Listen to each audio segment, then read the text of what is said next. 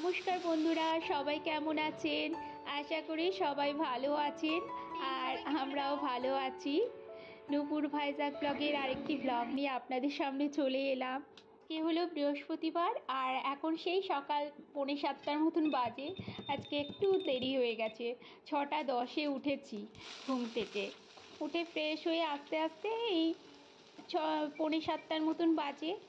আজকে আবার মিষ্টির বাবা ক্যারেজ নিয়ে যাবে না, সেজন্য ব্রেকফাস্টটা রেডি করছি, কারণ ও নিয়ে চলে যাবে 9টার সময়, 9টার আগেই বেরোবে। ওর অফিসে আজকে দুপুরে খাওয়া দাওয়া আছে, ওই জন্য কিছু দেখাশোনার ব্যাপার আছে। খাওয়া দাওয়া মানে ওদের অফিসের নাকি কোন স্টাফ রিটায়ার হচ্ছে, সেই খাওয়া দাওয়ার ব্যবস্থা করেছে।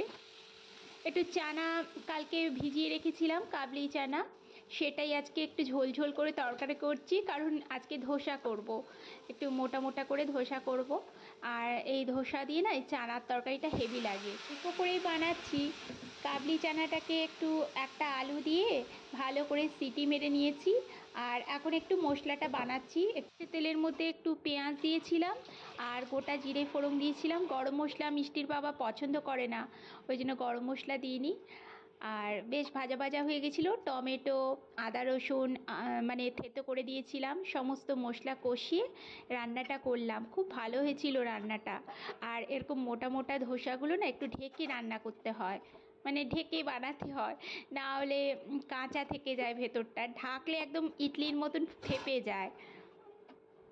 4টে ধোসা বানিয়ে দিলাম, যেহেতু ওর স্টাফরাও আছে, সবাই মিলেমিশে খাবে।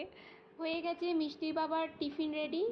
এখন মিষ্টিকে রেডি করব, আজকে আমাকেই ছাড়তে যেতে হবে মিষ্টিকে। এই যে মিষ্টিকে রেডি করে দিয়েছি। কিছুদিন আগে খুব জ্বর ছিল, তারপর থেকে মিষ্টির চেহারাটা আরেকটু ভেঙে গেছে। আগে তো রোগা ছিল, আর একটু রোগা রোগা বেশিই লাগছে এখন। গুড মর্নিং সবাইকে বলে দাও। ভালো করে বলতে হয়, ভালো করে বল। মুখে আছে, ওকে। একটু জল খেয়ে নাও, না তো গলায় লেগে যাবে। সবাই কেমন আছেন? আশা করি সবাই ভালো আছেন আর আমরাও ভালো আছি। মিষ্টিকে ছেড়ে এলাম, এখন ঘরের কাজগুলো করব, করে স্নান করে পুজোটা দেব, তারপর টিফিনটা খাবো। চলুন আস্তে আস্তে কাজগুলো করি। আর আপনাদের অসংখ্য ধন্যবাদ আমার ভিডিওগুলো দেখবার জন্য আর ভালো ভালো কমেন্ট করার জন্য। এইভাবেই আমার পাশে থাকবেন আর আমাকে সাপোর্ট করবেন। এখন ঘরে সমস্ত কাজগুলো করে আগে পুজোটা দেব, তারপর টিফিন খাবো। আজকে তো বৃহস্পতিবারের পুজো, একটু টাইমও লাগে। আর বাইরের ওয়েদারটা দেখুন, বেশ ভালোই রোদ আছে। সকালে রান্নাবান্না কিছু হয়নি, আজকে ভাবছি একদম সিম্পল কিছু সেদ্ধ সেদ্ধ বানাবো। এই যে পুজো আমার কমপ্লিট, প্রসাদও তুলে দিয়েছি, তারপর আপনাদের সঙ্গে একটু ভিডিওটা শেয়ার করলাম।